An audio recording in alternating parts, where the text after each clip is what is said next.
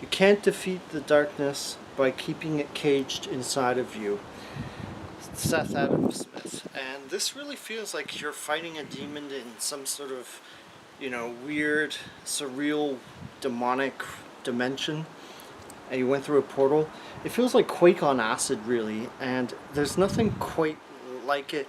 They did make Devil's Daggers, which is kind of like, I feel like it's the prototype leading to this, and we are going to cover both of the games, but I chose Hyper Demon because I wanted to really see, like, because I heard it's something very different than the average game that you play.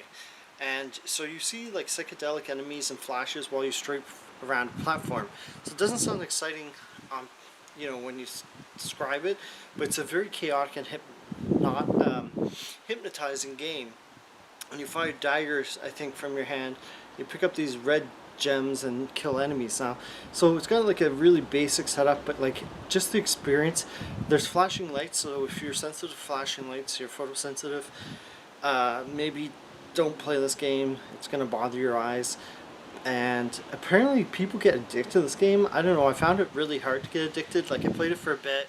I found it very tiring because it was so chaotic, and I found the matches, like, the better you try and play, the harder the game gets. So like, if you play like crap and lazily, the game will reward you. It's kind of weird how it's set up like that. It's not usually like that in video games.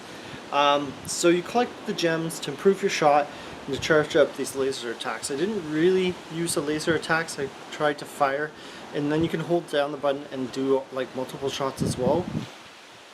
Most game sessions only seem to last 7 to 15 seconds, so like I guess that's how people get hooked on the loop, if they really determined to defeat this game. Apparently you can beat this game. I find that very hard to believe. My best was 15 seconds, which sounds really bad, but considering how chaotic this game is, that's not bad at all. So you fight these flashing demons and skulls, and you blast away at them, and you have like a spherical wide view. It's got a certain description to it. You can look it up. Intense visuals and crude stroboscopic effects, so that's how it affect people that are photosensitive.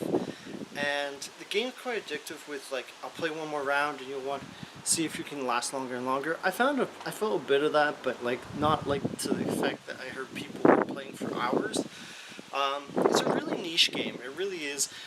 There's nothing quite else like it other than the Double Daggers that was made by the same company, which feels like a prototype and less stroby and everything. This definitely seems like the next level, next step. Yeah, and only Double Daggers seem to come close to this kind of experience, which was by the same developer, as I said. So I'm totally shocked that you can beat this game. I find it a shame, that the difficulty seems to be so high. I assume there's no ending, but I felt it was enjoyable, and it is an experience. I'm sure it'd be even weirder playing this in VR. I think it has a VR option.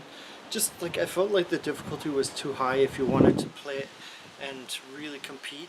For $16.99, it's kind of pricey. It goes on sale for $10, which is a fair price for, like, it's a very unique experience. Just be careful, it doesn't hurt your eyes, because I felt it did bother my eyes after a little bit. I'd say it's a solid 9 out of 10. There's nothing quite like this. I wouldn't play it for hours. I played it briefly and thought it was interesting, with the psychedelic graphics. Nothing quite like it. And there's Double Daggers and a game called Crossbow, which is kind of like it without the strobe effects, from what I remember. But yeah, it's a memorable FPS for Halloween. So keep on fighting demons, keep on gaming.